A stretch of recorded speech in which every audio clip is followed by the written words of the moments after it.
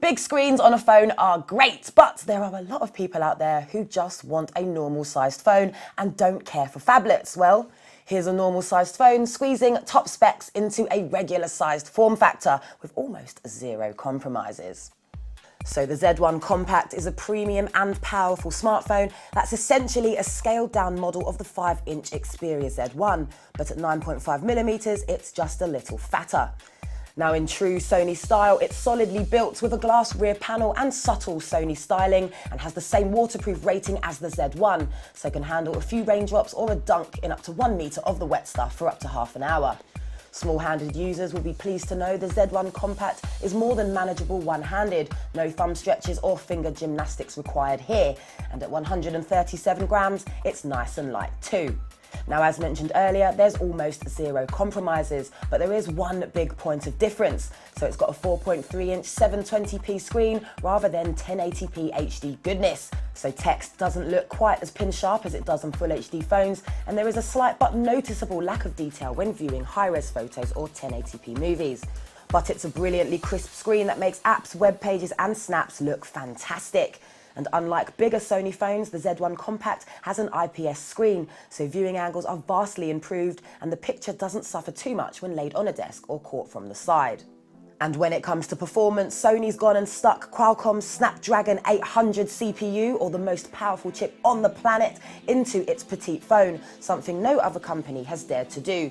So it more than delivers, skipping around the web, zipping over Google Maps' satellite view and steaming through the likes of Real Racing 3. There's no slowdown around Sony's grown-up skin either. Downloads are swift and it can play 1080p video smoothly if you want to go full HD. The only bit of lag we noticed during testing was scrolling through apps on Google Play.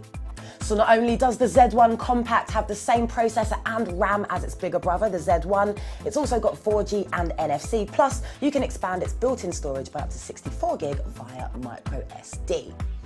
And the Z1 Compact continues to impress by packing exactly the same 20.7 megapixel rear camera as the Z1, so you can expect an easy-to-use interface, killer superior auto mode, and a serious amount of settings and effects. Stills are nicely balanced and detailed, and it does a fine job of handling tricky light too, exposing correctly most of the time. And whether you're zooming at distance or taking macro shots, the Z1 Compact is very impressive in use.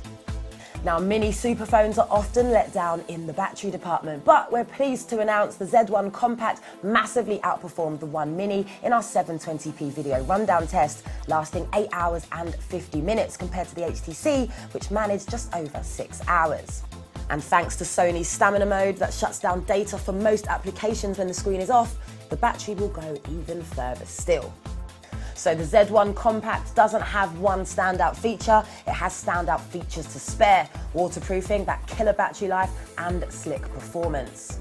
And while super-sized smartphones are great for watching HD movies and using creative apps, a smaller smartphone screen is much more manageable for a lot of people. At £450, it's not cheap, but the Z1 Compact delivers impressive specs in a regular-sized smartphone, which begs the question, why the heck has this taken so long?